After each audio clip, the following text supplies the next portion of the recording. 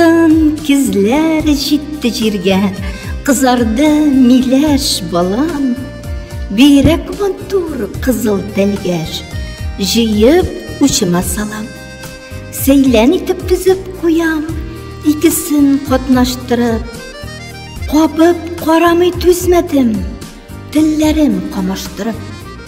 Күзләремнән яшьләр килде, баланның ашысыннан.